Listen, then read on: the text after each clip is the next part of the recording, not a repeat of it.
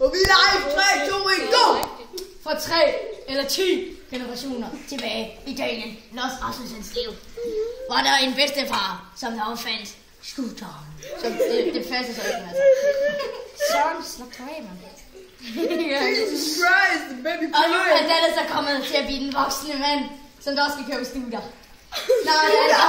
Nej, hans mor og far, så er der en svensk udviklingsstudent på hans værelse, og de flytter hjemmefra. Det bliver sjovt for deres familie. Det glæder vi. Ja.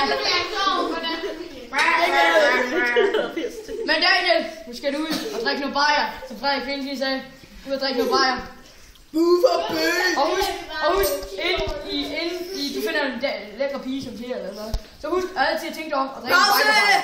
Dette program bliver sponsoreret af Dallas Mors pizzabrød. Med pizzabrød, så er det smag af pizzabrød. Nu er det glade pizzabrødsklæder.